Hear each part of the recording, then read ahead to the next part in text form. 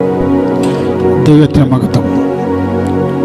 എല്ലാ പ്രിയപ്പെട്ടവർക്കും കർത്താവായ യേശു ക്രിസ്തുവിൻ്റെ നിസ്തുല്യ നാമത്തിൽ സ്നേഹവന്ദനം. ഇത് അവൻ്റെ ശബ്ദം നിങ്ങൾക്കായി. നിങ്ങൾക്ക് കരുണ ലഭിക്കും. മത്തായി 5:7. കരുണയുള്ളവർ ഭാഗ്യവാന്മാർ, അവർക്ക് കരുണ ലഭിക്കും. ക്രിസ്തുവിൻ്റെ സ്വഭാവ ഗുണങ്ങളെ കുറിക്കുന്ന അനുഗ്രഹീത പരാമർശങ്ങളിൽ ഒന്നാണിത്.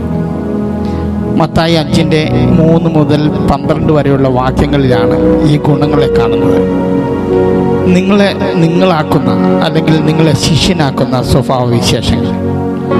നമ്മൾ ആത്മീയമായി അവനിൽ ആശ്രയിക്കണമെന്ന് അവൻ ആഗ്രഹിക്കുന്നു. അവൻ നമ്മളിൽ കാണണമെന്ന് ആഗ്രഹിക്കുന്ന 5ാമത്തെ ഗുണമാണ് നമ്മൾ കരുണയുള്ളവർ ആയിരിക്കുക എന്നത്. ബൈബിൾ പ്രകാരം ദൈവം ആഗ്രഹിക്കുന്ന കരുണ എന്താണ്?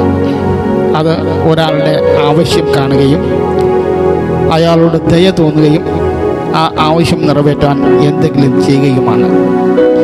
ഒന്നാമത് ഒരാവശ്യം കാണുക, രണ്ടാമത് അത് നമ്മുടേതാണെന്ന അനുഭവം, ഒരു തോന്നലുണ്ടാകുക, ആ ആവശ്യം പൂർത്തീകരിക്കുവാൻ വേണ്ടത് ചെയ്യുക.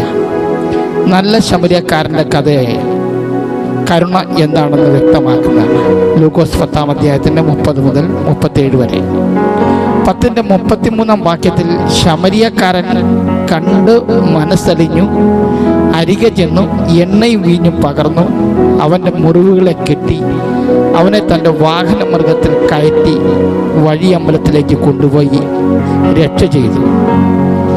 യേശു കരുണയുടെ മൂർത്തിഭാവമാണ്.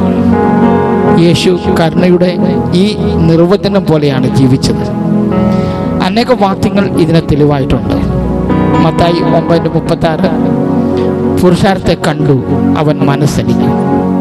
10-ാം അധ്യായത്തിൽ 1-ാം വാക്യം, ശിഷ്യന്മാരെ അവർക്ക് വേണ്ടി ശുശ്രൂഷ ചെയ്യുവാൻ അയച്ചു. മർക്കോസ് 10:21, യേശു അവനെ നോക്കി അവനെ സ്നേഹിച്ചു എന്നെഴുതിയിരിക്കുന്നു.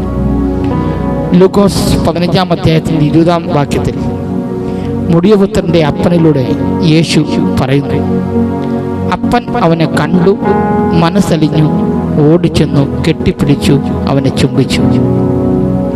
ഇന്ന് അവൻ്റെ സ്വരം ഇതാണ്. കരുണ